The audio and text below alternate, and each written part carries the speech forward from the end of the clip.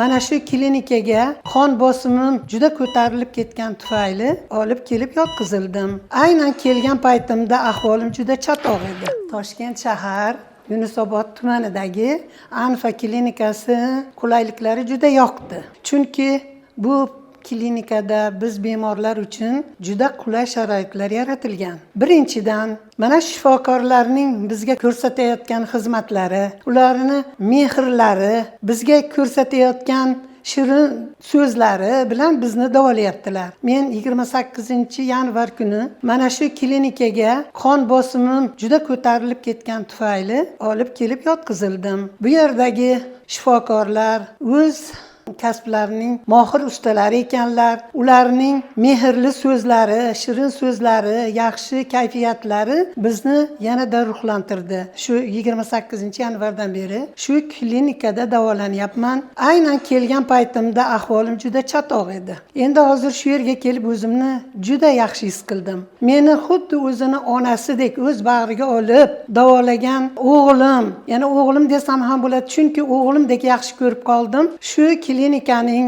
nerv-patolog shifokori Lazizjon menga chin dildan yordam berdilar. O'zlarining shirin so'zlari bilan, yaxshi kayfiyatlari bilan xuddi onalardek mehr qo'yib davoladilar. Mana ko'rib turibsiz, men shu kunlarda o'zimni juda yaxshi his qildim. Menga ko'rsatilgan bu xizmatlari uchun avvalambor Lazizjonga juda katta rahmat aytmoqchiman. Bu o'g'lim bundan keyin ham umrlari uzoq bo'lsin, rizqlari baland bo'lsin. Bundan keyin biz bemorlarga sidqi dildan yordam berishlariga yanada rivoj tilayman. Umrlari uzoq bo'lsin Xudoyo. Ulardan tashqari menga mana shu klinikani yoqqan tomonlari biz bemorlar uchun juda katta qulayliklar yaratilgan. Masalan, sanitarkalar erta bilanda nonushtadan boshlab 4 mahal ovqatni kechki tushlikkacha o'zlari olib kelib beradilar. Bizni bemorlarni hech ham bezovta qilmaydilar, o'zlari olib ketishadi. Biz faqat yotib davolanamiz xolos. Bular uchun oshpazlarimizga,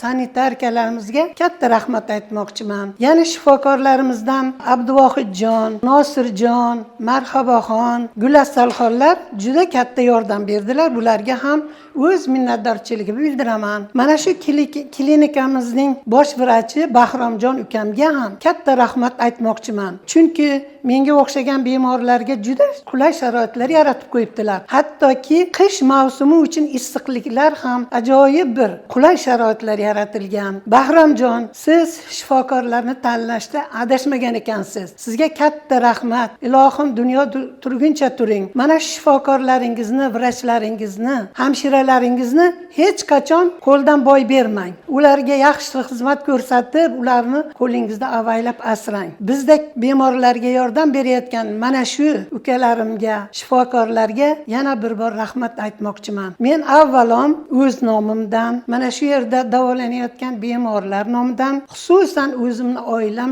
nomidan kattadan katta rahmat aytaman. Sog' bo'linglar.